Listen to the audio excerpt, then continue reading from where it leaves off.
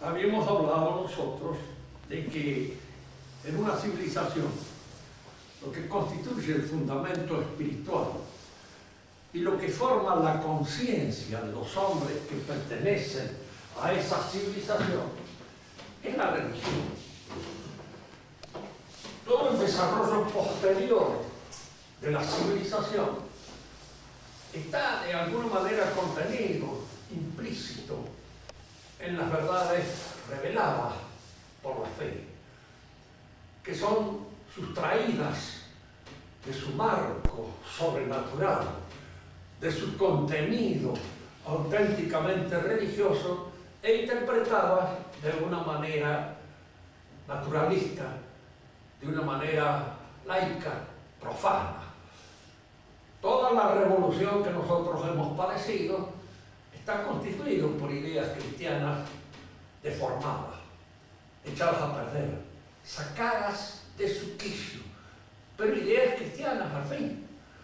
Fíjense que sobre esto están de acuerdo tanto los revolucionarios más concluidos y acabados, más completos, que pueden ser los comunistas, Marx, tanto los católicos mismos, que han estudiado este problema, ven precisamente en las ideas modernas una deformación de los principios fundamentales de las ideas cristianas.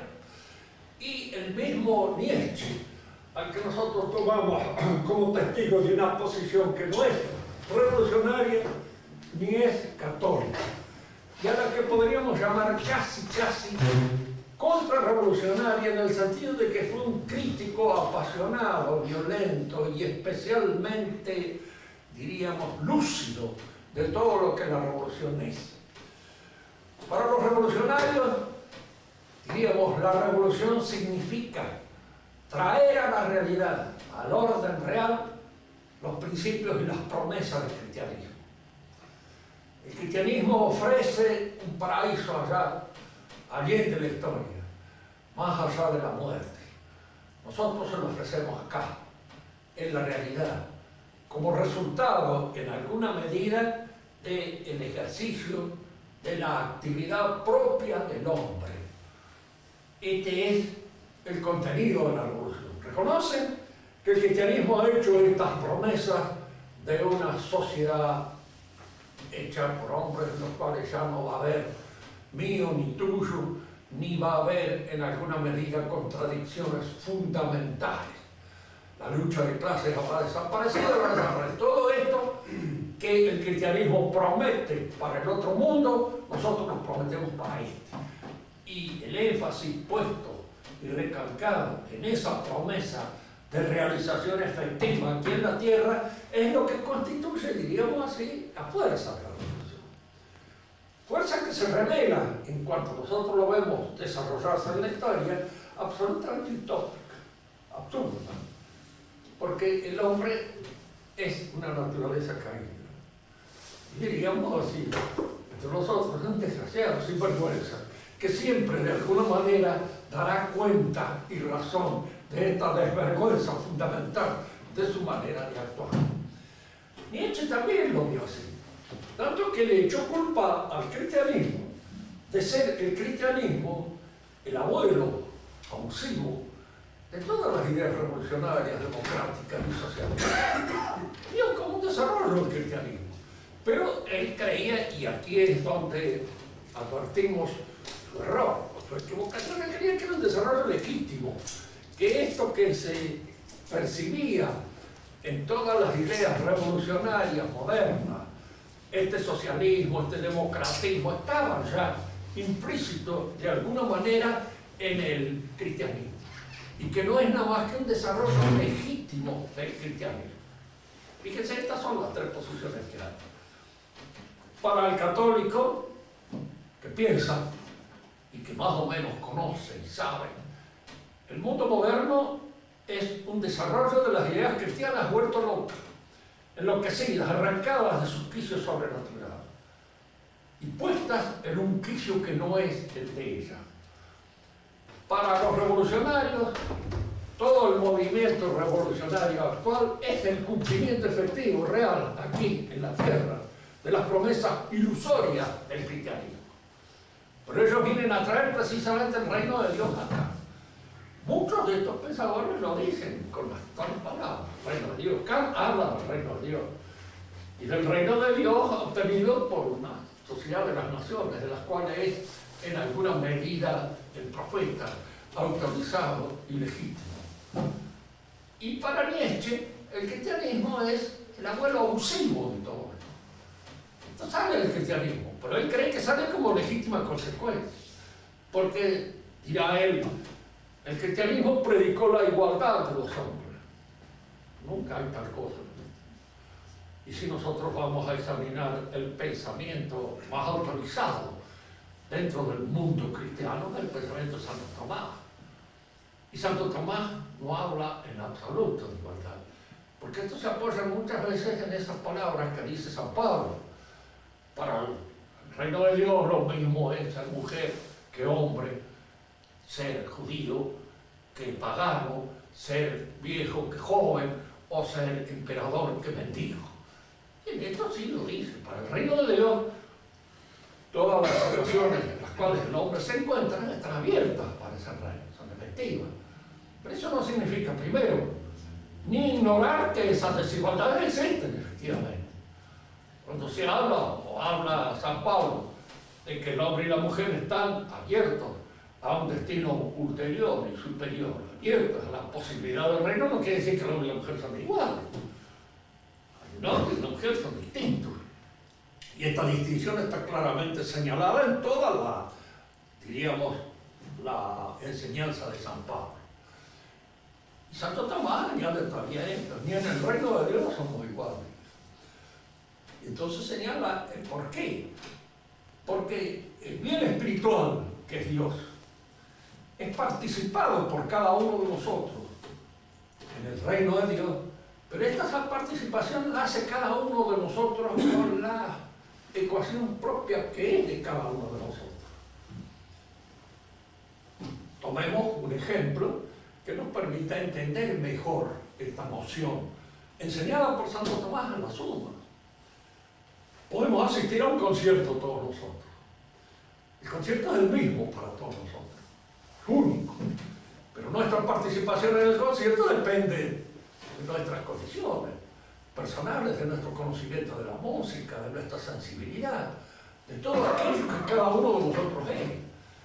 Cada uno de nosotros sale contento de su participación del concierto, porque es un bien espiritual que todos recibimos. Yo no sé los conocimientos que puede tener este señor de la música, y si participa o goza más que yo, pues yo gozo mi parte.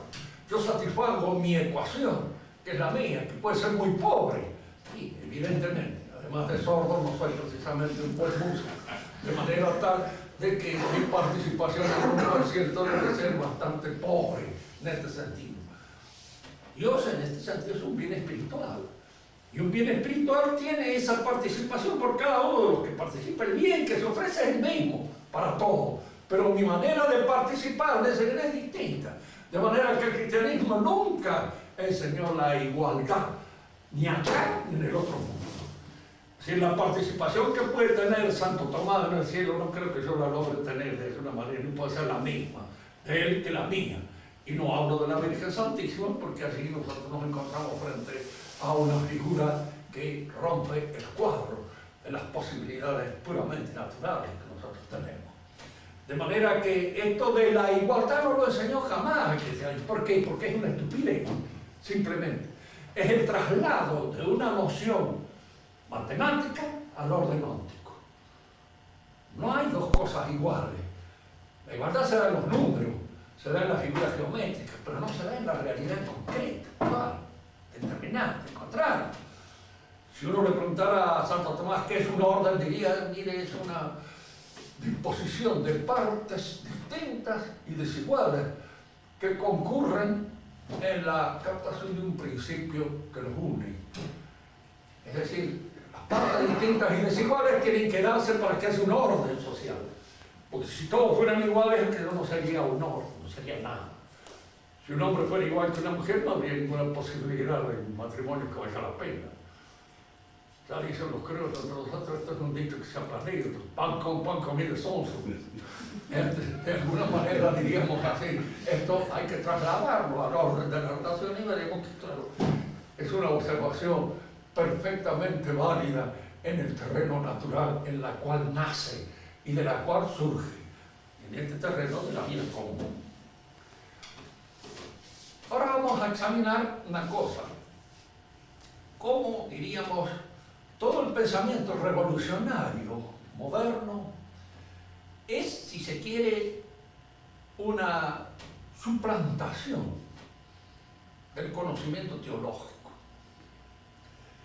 La ideología es la teología trasplantada de alguna manera a un quicio puramente natural y puramente humano, muchas cosas, pero tiene las mismas pretensiones. La teología es el único saber contemplativo, teórico y al mismo tiempo práctico. Es un saber contemplativo y práctico. ¿Qué querían decir con esto los teólogos? En primer lugar, todo conocimiento es contemplativo o teórico en la medida en que capta un orden que nos es dado en la realidad, que no depende en su constitución de nosotros. Un ejemplo cualquiera puede servir aquí. Cómo se nutren los animales es un conocimiento que yo obtengo observando la realidad. No lo hago yo, lo observo en la realidad. Por eso la nutrición de los animales, como todo conocimiento fisiológico, es un conocimiento teórico. Esto es teoría. ¿Qué se opone a este conocimiento? El conocimiento práctico. El orden que yo realizo en mis actos libres para alcanzar un objetivo, un propósito. Quiero estudiar, y al proponerme estudiar tengo indudablemente que organizar mi vida de modo tal de que logre mi objetivo. Para eso tengo que vencer todos aquellos inconvenientes que surgen de mi naturaleza caída, la pereza, temor, el deseo de hacer cualquier otra cosa, de distraerme, de seguir el impulso de la gana. Muchas veces hemos hablado acá de esta palabra tan española que no tiene casi traducción en otras lenguas, pero que en la nuestra significa eso, no tengo ganas. Y al decir no tengo ganas, quiere decir que el cuerpo no me pide tal o cual cosa, ¿no es cierto? Y a veces cuando tengo ganas es precisamente algo que me pide el cuerpo. La gana, indudablemente, no es exactamente lo mismo que la voluntad. Cuando coinciden, dichosos, en el cual la gana y la voluntad coinciden, porque entonces hace lo que debe hacer con ganas, con gusto. Y si no, la hace a desgrano. Fíjense que esto es importante porque los españoles dicen una cosa que nos han transmitido también a nosotros. Hay años que uno tiene ganas de hacer nada. Hay años enteros que uno no tiene ganas de hacer nada. Y eso, los españoles han pasado algunos siglos sin ganas de hacer nada. Después de haber logrado tengan que pensar que hicieron una cosa que yo peligro. Un récord que batieron como nadie lo pudo hacer. Y después se les acabó la gana. Y cuando se les acabó la gana, indudablemente son como el andaluz, se charlaban y se acabó el problema. Se encerraron en su vida provincial. Decimos entonces que lo contemplativo, lo teórico, es decir, que la palabra misma teórico empieza con teo, Dios. Quiere decir la observación de aquellas cosas que dependen de la inteligencia divina y que yo las contemplo. La teología es teórica en este sentido, que todo aquello que la teología nos enseña es una enseñanza que está dependiendo en su estructura inteligible de la revelación divina. Depende de Dios, y por eso es teórica, pero al mismo tiempo es práctica. ¿Por qué? ¿Por qué es práctica? Porque es un saber, es un conocimiento que nos exige el ordenamiento de nuestra vida, incluso hasta para entender. Porque no podemos entender bien ciertas verdades si no purificamos un poco el cauce de nuestra percepción de tipo sensible. Hay cosas que no se pueden ver si estamos obsesionados por las pasiones.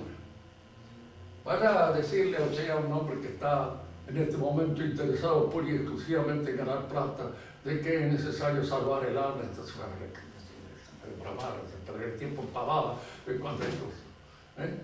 Le diría como decía un muy rico de allí de mi pueblo, el cual se decía: buenos días, don fulano, no pierda tiempo, che, dice, siga nomás, lo mismo es que sea bueno o malo, porque en ese momento él estaba encauzado en otras cosas, no había que perder el tiempo en saludar y en decir tonterías de esa naturaleza.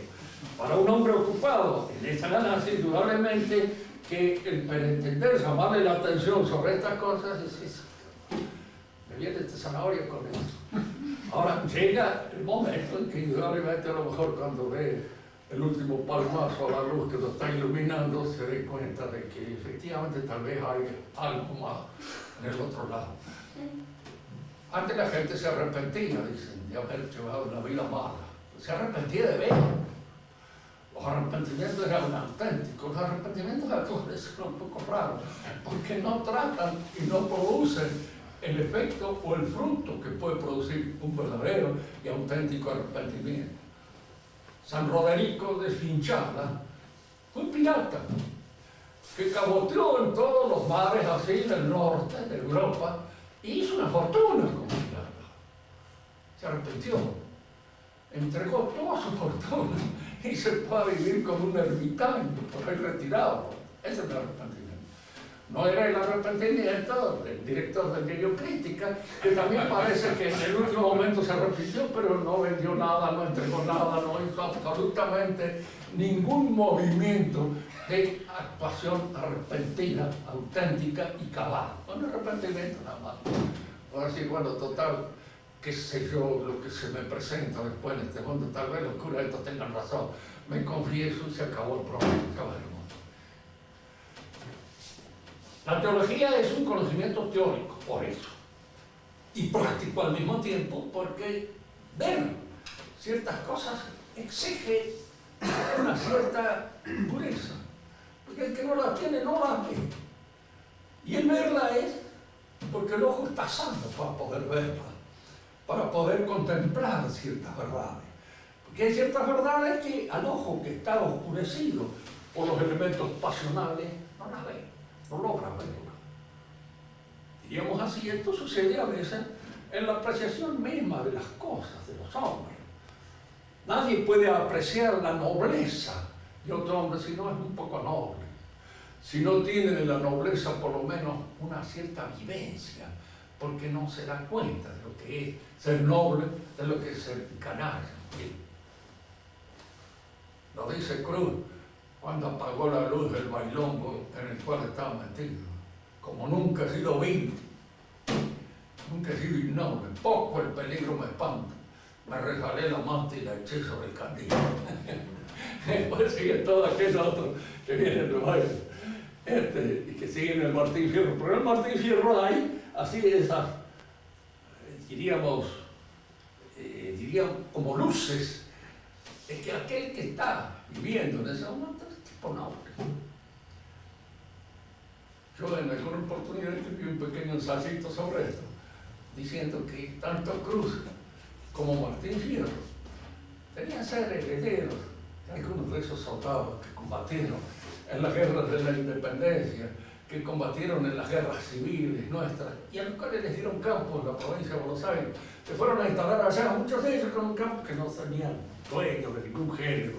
Porque Martín Fierro dice que él era dueño de una tropilla y que era dueño de un montón de vacas y que tenía un ranchito y que él todo eso se lo tragó posteriormente la justicia cuando él fue a parar a la frontera, con consecuencia de una persecución que recibió. Pero se ve que era un hombre de buen origen, porque tenía un sentido, una cierta altivez en su manera de comportarse, un cierto sentimiento del honor que aparece en él, a pesar de sus ofuscaciones, a pesar de todos sus tropiezos y a pesar de todos sus pecados. Mata a un pobre negro en un lugar así donde lo desafíe por poco. le ofende a la mujer, le ofende a él y después todavía lo mata. Bueno, en la segunda muerte que tiene no es tan mala porque se mete con un bravucón de ahí en el pueblo y bueno, a ese le hizo mostrar el celo de un revés con el bastón, pero este fue una pelea, si se quiere, mató bien, como dicen los criollos, mató bien. Y después la pelea ya con la policía, el indicio de que había que ir a podrirse en un calabozo o defenderse como se podía. Se va a los infieles y cuando está entre los infieles es cuando él descubre que es cristiano. Ya más o menos lo sabía, pero así lo descubre. Y lo descubre de una manera efectiva. No solamente que es cristiano, descubre que es un caballero. Cuando de alguna manera este indio está apaleando a la mujer y él sale en defensa de ella. Y se juega la vida en un momento bastante difícil, porque entre nuestros héroes criollones hay una diferencia muy grande con los norteamericanos. Los héroes del Far West son todos los tipos que tienen una velocidad tremenda para el revólver y tiran 2 segundos antes que cualquier otro. Es decir, que la mayor parte de su heroicidad está dependiendo del instrumento que manejan y que lo manejan de una manera. Por tanto, los nuestros no. Los nuestros es la pelea con el indio en la cual él casi pierde la vida si no es por la mujer que lo salva. Pero él, por salvar a esa mujer, sí, defiende la vida. Y de esa manera podemos decir nosotros, se rescata como cristiano, se da cuenta de que había que actuar así y volver otra vez al mundo al cual él pertenecía, porque él no pertenecía a ese mundo de salvaje. Bueno. Ver entonces es una actitud que no cualquiera. No ve el que quiere, sino el que puede.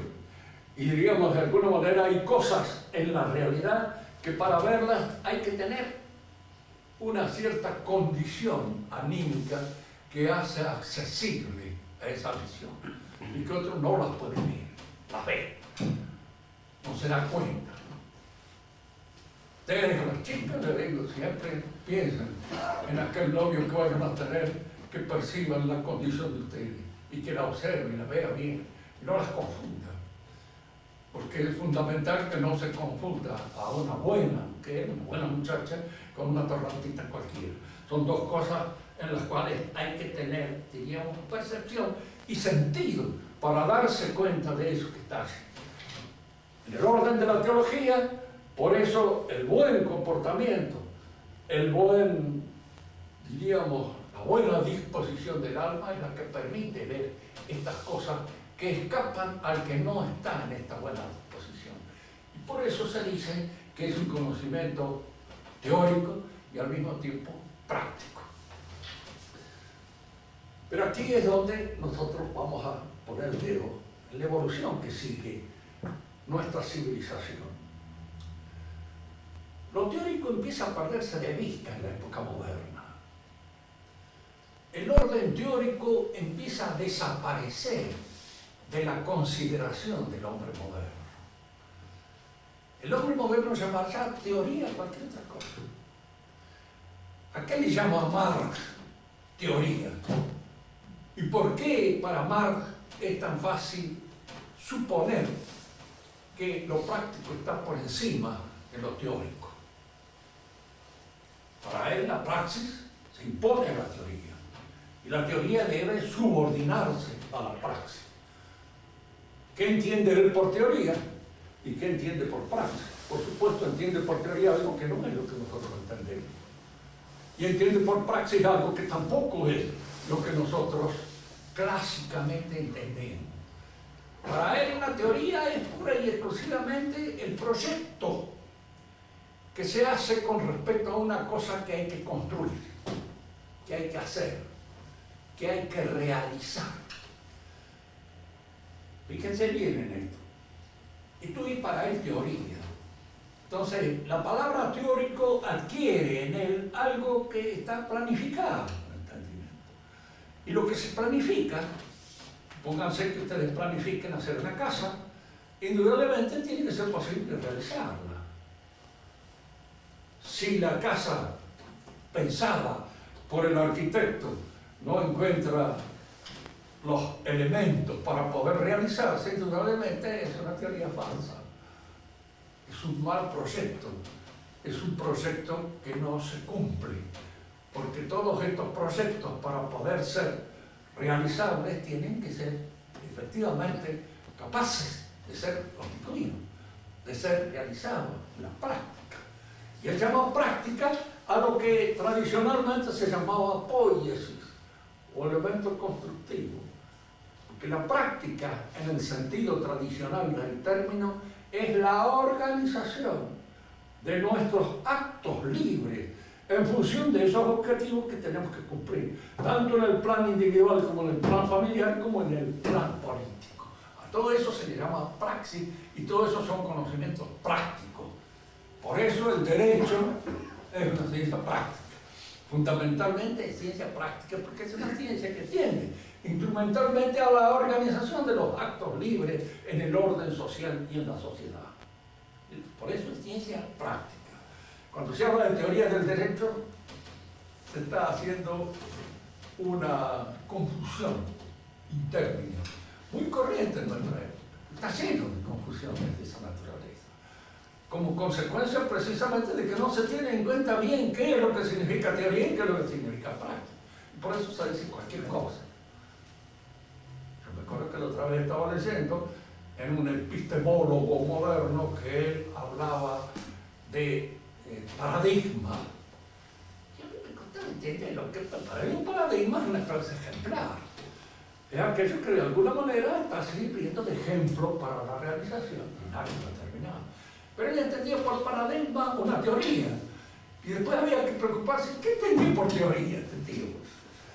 Y entendía por teoría precisamente no lo que se entiende clásicamente por teoría, sino entendía por teoría la interpretación de una serie de fenómenos que de alguna manera se ajustaban a una interpretación que yo creaba.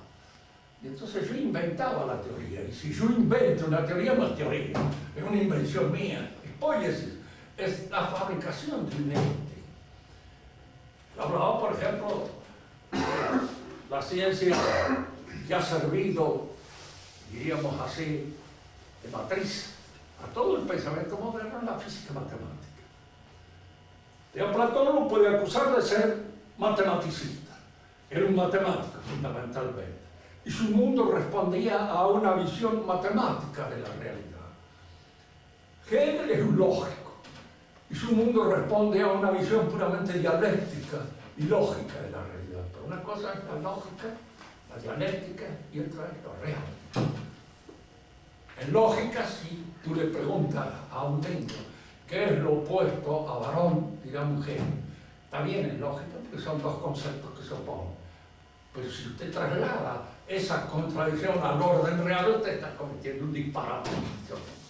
Porque esa contradicción en la realidad no existe. ¿Qué es lo contrario de la madre, el hijo? Son dos nociones, ¿sí? Distintas. Ser madre, ser hijo.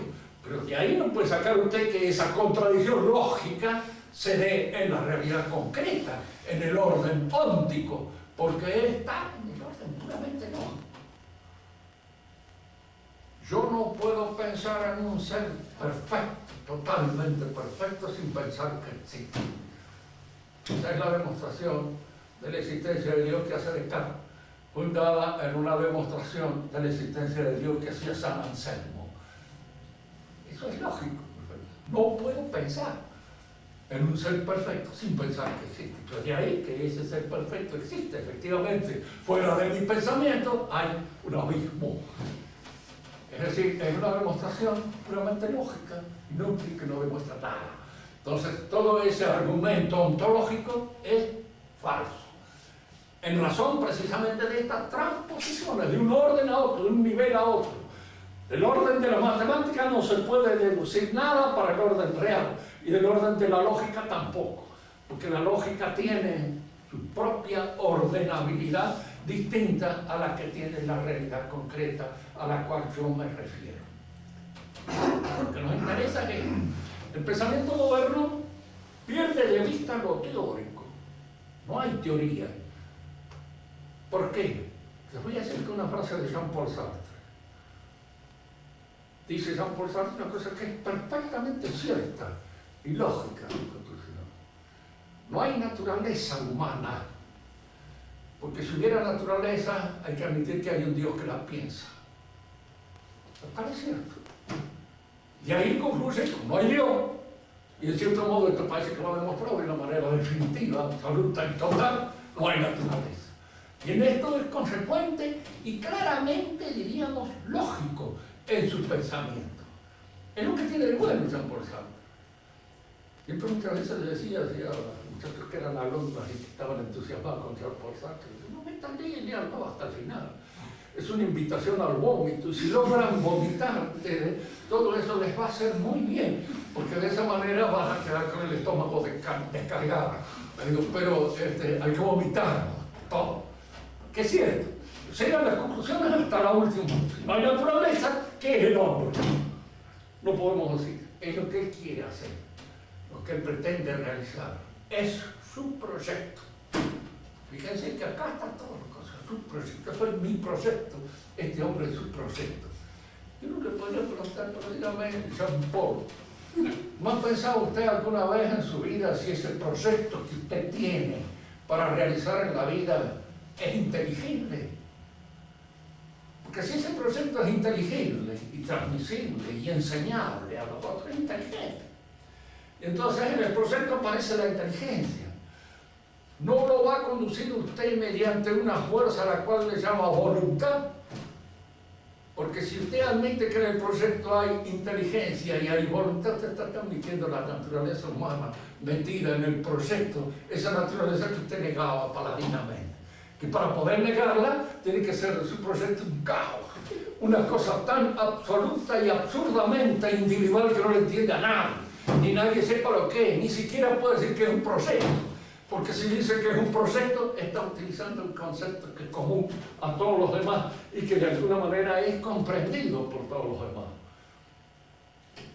Una definitiva liquidación de este pensamiento está en un trabajo que escribió Niño de Anquín, que se llama De Relicti Sumus in Mundo.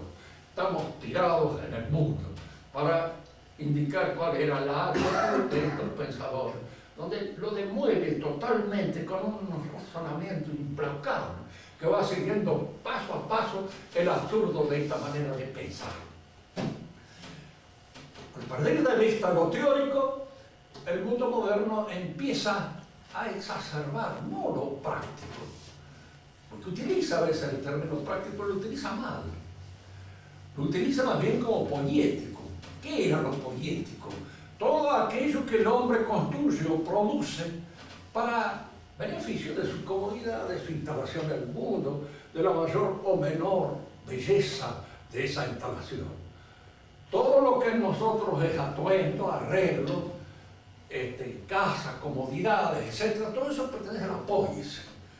Y es la poiesis la actividad que produce efectivamente todos esos artefactos, todos esos elementos técnicos que ayudan a la instalación del hombre en la tierra. Ahora, indudablemente, si se empieza a imponer una mentalidad poética a la mentalidad teórica, desaparece Dios del universo. ¿Dónde vio la Iglesia por primera vez la aparición de esta mentalidad? En Galileo. Fíjense que en la actualidad la mayor parte de los capitales de la Iglesia le dan la razón a Galileo. ¿Por qué? Porque son unos imbéciles. No han estudiado nunca ni lo que quiso decir Galileo, ni lo que quisieron decir algunos miembros de la Iglesia, entre los que los había muy inteligentes, como era San Roberto Belarmino, que fue el que vio bien el asunto Galileo, las cosas que así se discutían. No las tonterías así, si se mueve, si no se mueve, si para el pensamiento tradicional católico, eso no tenía ninguna importancia. Es lo que le dicen a Belarmino en una carta. Y le dice con toda justeza todo eso. ¿Cómo veía el universo Galileo? Como un mecanismo. Era un mecanismo que obedecía a leyes mecánicas. La pregunta que nosotros le pudimos hacer era la pregunta que le pudo haber hecho Kant en su época. Las leyes mecánicas son leyes que el hombre descubre e inventa y que tiene en alguna medida realidad en su mente. Si el universo es un mecanismo y está regido por leyes de carácter matemático que puedan ser matemáticamente conocidas, el universo es algo que está realizado por la mente del hombre. De esto va a sacar la conclusión perfecta Kant, apoyado precisamente en la idea del universo que presentó en ese momento Newton. Para Kant, Newton es el descubridor del verdadero sentido del universo. El universo de Newton es un mecanismo perfecto. Y piensen ustedes que en un mecanismo perfecto, la intervención providencial de Dios no tiene nada que hacer. ¿Por qué? ¿Y por qué es destruir el mecanismo? Es echarle a perder el mecanismo. Póngase que, muchas veces le ponen otro ejemplo, que un reloj haga milagro, o que un auto haga milagro, y que por ejemplo el que lo va conduciendo por ahí se encuentra un que el auto ha determinado hacer otra cosa y se viene a otra parte por su cuenta. Entonces, indudablemente, el mecanismo es un desastre, como consecuencia de esa intervención en las leyes mecánicas de una voluntad ajena a la mecánica. El milagro es un desastre, y todo aquello que en alguna medida supone la intervención de Dios en la realidad de este mecanismo es desastrosa y es contraria a la actividad del mecanismo. Galileo llegaba a esta conclusión que es típicamente de la gnosis moderna. Conocer el mecanismo, conocerlo en toda su extensión, es tener la ciencia perfecta, acabada y completa, que hace innecesaria la revelación. Él esto no lo dijo, porque primero un italiano vivo que de ninguna manera se hubiera jugado la vida así en la Inquisición, a pesar de lo que dice el diario Los Andes que lo quemaron. Nunca lo quemaron ni lo condenaron a él de ninguna manera. Murió de viejo en su casa. Y condenaron algunas tesis de él. Y las tesis sobre todo aquellas en las que se percibía una noción del universo que hacía un poco obvia la idea de que el universo está sostenido por la voluntad de inteligencia divina.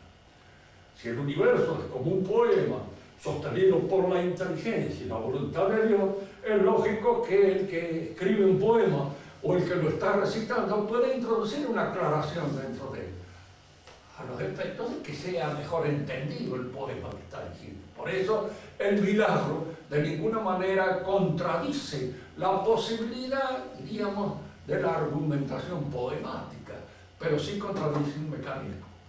Y eso era lo que en ese momento se producía. Bellarmino le dijo una cosa que está más de acuerdo con el pensamiento moderno, ultramoderno. Dice, el plan, el modelo que usted se hace del universo es un modelo matemático. Hay otros pensadores en nuestra época que han hecho otros modelos distintos. Muy bien, usted propóngalo, pero no crea que esa es la única forma en cómo Dios se expresa. Es decir, Dios puede o no estar de acuerdo con su modelo y pueden suscitarse otros modelos físicos distintos al suyo. Dé lugar a esta posibilidad y no trate de imponerlo como si fuera definitivo. Dice, porque no es definitivo. Entonces el conocimiento de ese modelo de ninguna manera hace innecesario el conocimiento de la revelación divina. Y efectivamente en la actualidad se entiende, en cosmología hay muchos modelos posibles y matemáticamente sostenibles, todo, aun cuando ellos sean muchas veces contrarios.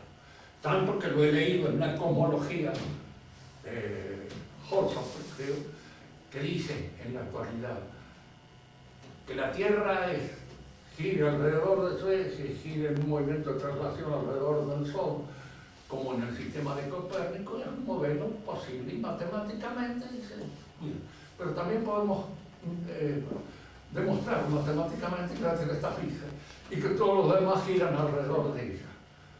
Fíjense que en este sentido ya Santo Tomás decía una cosa que es, la verdad, simple, sencilla y humana, surgía del buen sentido, acerca de las apariencias sensibles de las cosas se pueden dar muchas interpretaciones. Y efectivamente en la actualidad se pueden dar muchas. que este modelo del mundo último, que es un modelo que, mientras responda a los elementos observables hasta ahora y por los métodos que actualmente tenemos, más o menos aceptable. Pero si deja de responder a un aspecto que se presente en el futuro distinto, que contraría el modelo, hay que cambiar el modelo y interpretar la realidad de otra manera. A través de esta ciencia físico-matemática, constructora de modelos del mundo, se va imponiendo, diríamos así, el pensamiento ideológico, yo le llamo. ¿Por qué pensamiento ideológico? Porque es un pensamiento constructivo de la realidad. Es un pensamiento que trata de enseñar cómo la realidad se constituye en la mente humana, Kant. Cómo la realidad se constituye a través de la mente humana, Hegel.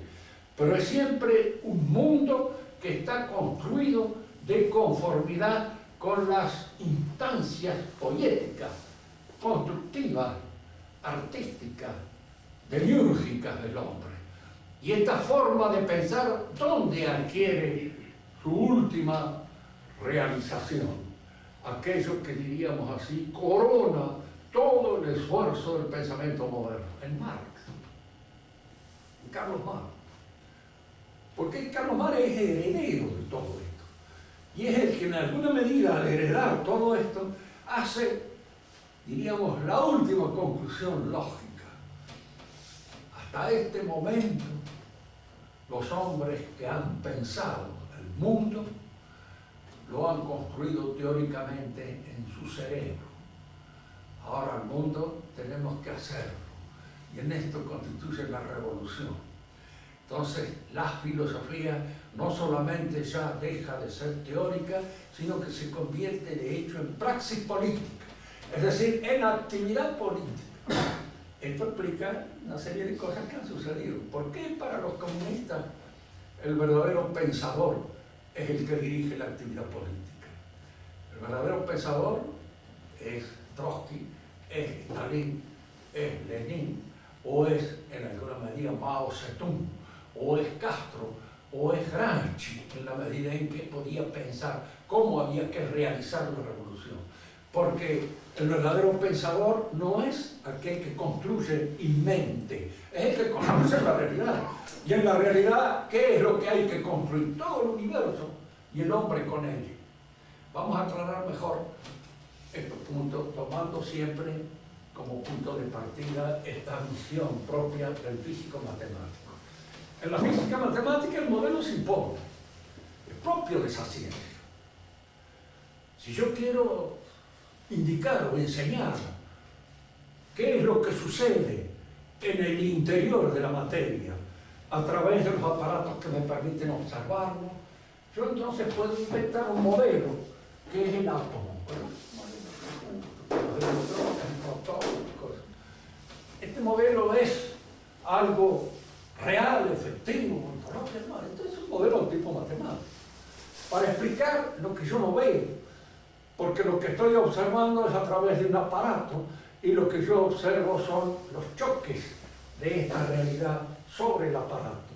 De manera que mi interpretación de lo que así sucede está hecho a través de mi interpretación de lo que el aparato recibe, de lo que el aparato, diríamos, me impone, me presenta.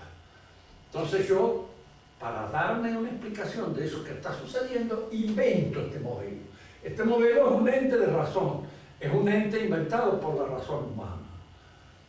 Ahora, esto que sucede en el terreno de la física, ¿no podría suceder lo mismo en el terreno de las actividades del hombre?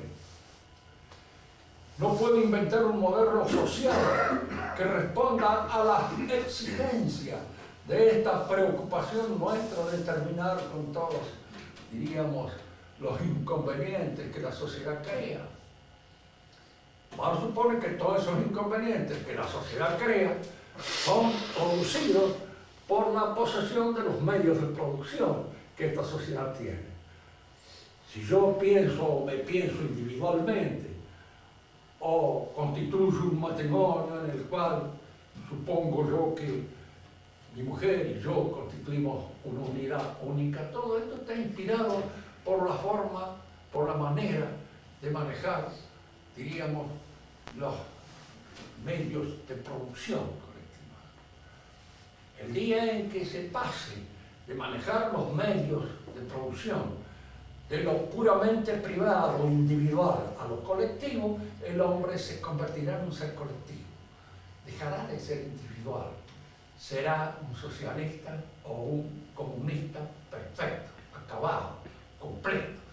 Fíjense que esto que aparece como una desmesura propia de la ambición del socialismo, del comunismo, está también en nuestros pobrecitos democráticos, radicales o cualquier otro.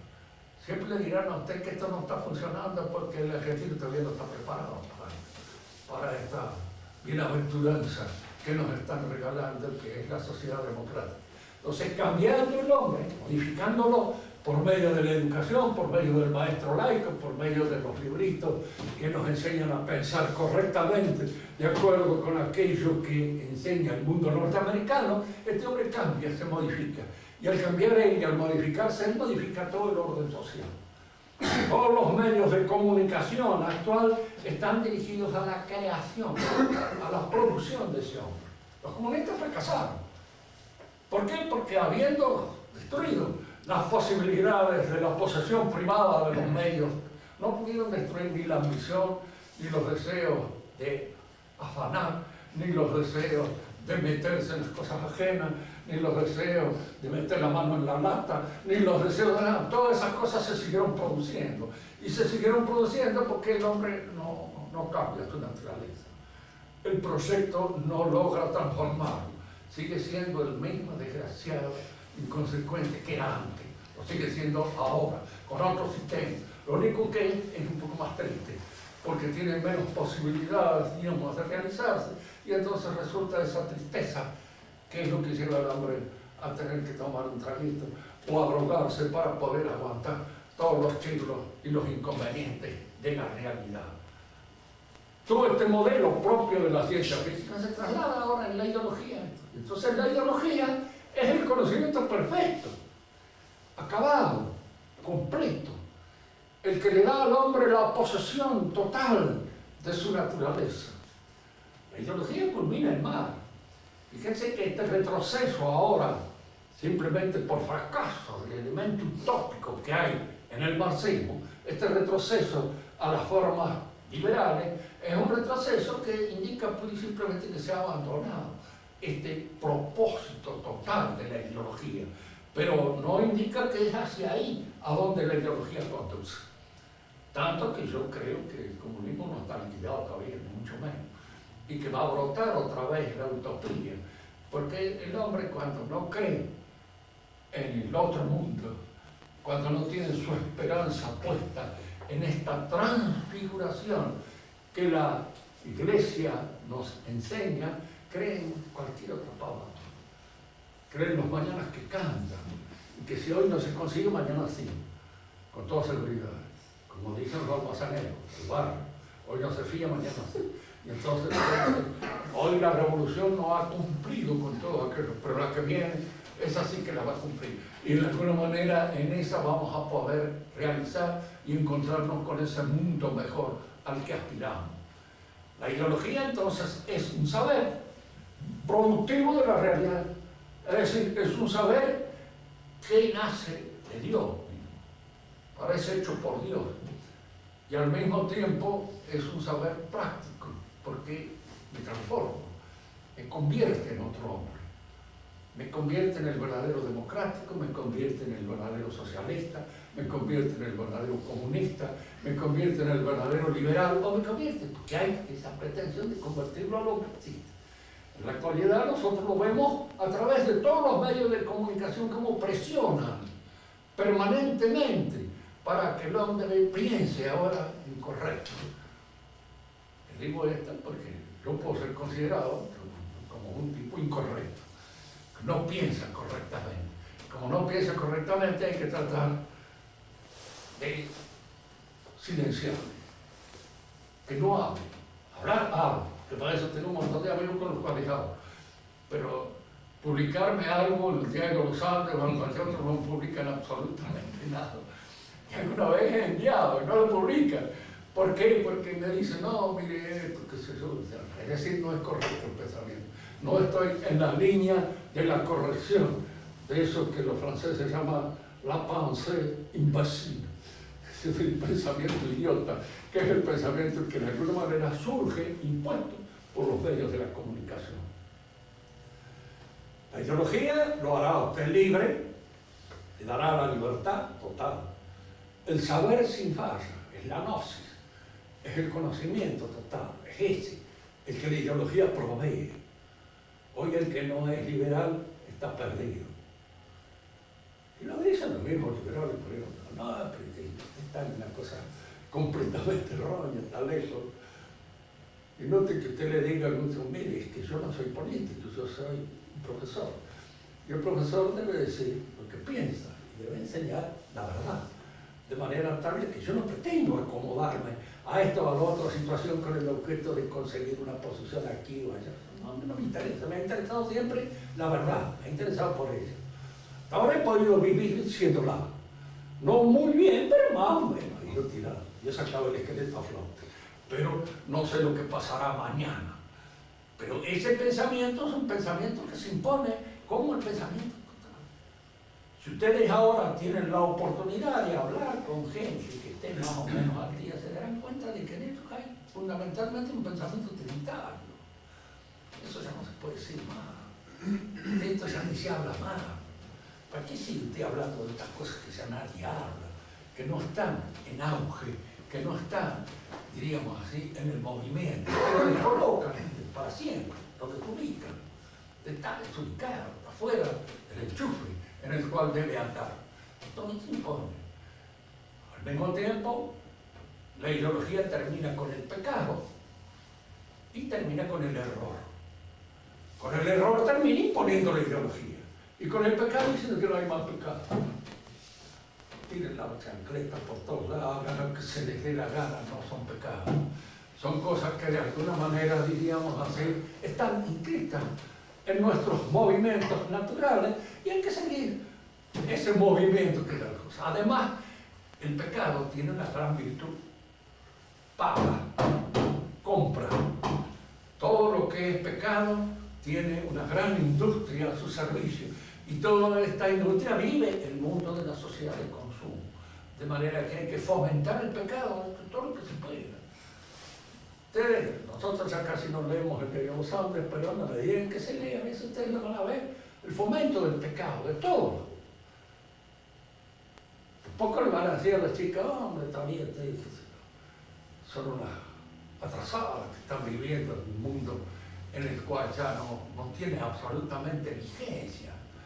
Más, los pecados contra la natura también son animados, son casi, digamos así, atentados, porque en el pensamiento de la gnosis, el andrógino es el hombre primordial. Uno dirá, ¿qué es lo que quiero decir con eso? Que el hombre primero no era mujer ni hombre, eran las dos cosas al mismo tiempo. Sí, es el andrógino. Entonces, mujer y hombre surgieron de este hombre como consecuencia de ciertas influencias culturales que hicieron que se distinguieran los sexos. Pero el volver a la plenitud primera es hacerse precisamente un homosexual. ¿Por qué? Porque ese es el retorno. Y son pensamientos que van surgiendo de las cabezas precisamente invertidas. De todos esos seres que piensan contra la naturaleza, que piensan contra lo real, que piensan de una manera atravesada, enredada. Y los que sobresalen en esa forma de pensar son precisamente los maricas. Tienen una especial predisposición para realizar ese tipo de pensamiento. Desaparecido, ya no hay más pecado, ustedes pueden hacer lo que quieran. Y ese mundo de hacer cada uno lo que quiera y de darle a cada uno las posibilidades de su libertad, de una libertad casi omnímoda, que no choque con la policía, aunque el mundo moderno ya no sabe qué hacer con la policía, pues no sabe para qué sirve. En algún momento suponen de que es para mantener el orden, pero como eso es incorrecto. La idea de orden es una idea que ha desaparecido de la mente de la gente. ¿No? La policía siempre es un grano en el trasero que les ha salido a la mayor parte de la gente que actualmente piensa, no saben qué hacer con eso. Los tienen que aguantar porque hay que cuidar la cartera, pero al mismo tiempo no saben por qué los tienen que aguantar. Los arman, pero no pueden usar las armas. Los tienen aquí, pero entonces ¿para qué diablos los arman? Uno le da una pistola porque la usa en un momento determinado. Es cierto que hay que tener una preparación para poder usarla bien, pero eso es lo que decía Don José Cortés, el termómetro religioso. Es decir, si usted a esta gente ya no es más religiosa, ya no tiene idea de lo que es cometer una arbitrariedad, indudablemente la va a cometer en un momento determinado. Y este es a lo que hemos llegado en el conflicto de nuestra civilización. Un cristianismo corrompido, un teologismo echado a perder, el Estado que sustituye a la Iglesia, porque es el que dona las beatificaciones, el que lo hace feliz a este, al otro, al demás allá, el que da todo eso y que reemplaza absolutamente todas las sociedades orgánicas y naturales, las reemplaza el Estado, y que el hombre disuelto, atomizado, individualizado y absolutamente libre para hacer lo que se le dé la gana siempre y cuando sea correcto. Es decir, que no choque con las disposiciones establecidas por la ideología. Y ese es a la revolución a la cual vamos. Fíjense que es un proceso de disociación en cadena. Empieza por romper ciertas cosas y acaban destruyendo toda la vida social y toda la vida humana. En la actualidad estamos nosotros frente a este conflicto. Casi la familia está desapareciendo. Si no hay. Los aventureros que todavía tienen alguna familia, como lo dice Peggy, los aventureros, son los individuos que de alguna manera luchan contra todos los inconvenientes que el Estado crea para que la familia pueda mantenerse, pueda prosperar. Y los inconvenientes que va creando en toda esta sociedad. Si el hombre y la mujer son iguales, ¿por qué, pobrecita, tiene que cargar con ese chico 9 meses en el vientre? Es indudable que esto es una desventaja tremenda. Y la mujer empieza a hacérselo sentir como si fuera efectivamente una servidumbre indigna de una persona libre, que no sea esclava. No le digo si esa mujer es vigilante, porque con un chico de 7 meses en el vientre para correr a un bandido va a tener algunas dificultades y algunos inconvenientes, pero todo eso se va creando con el objeto. Se destruye la feminidad, se destruye la masculinidad y se destruye el matrimonio, que es la unión del hombre y la mujer, de lo femenino y lo masculino, que parecen así. Todo esto se va deshaciendo, y lo van deshaciendo a ojos vistas, porque aparece claramente, incluso a veces hasta en lo que podríamos llamar los currículums de enseñanza que se hacen en las escuelas secundarias. Entonces, ahí pasa todo esto.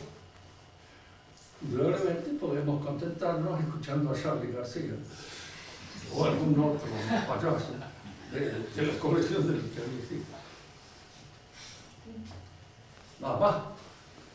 Y con esto yo les decía que terminamos por ahora, pero en todo caso podríamos empezar con lo mejor el tiempo, con alguna otra cosa.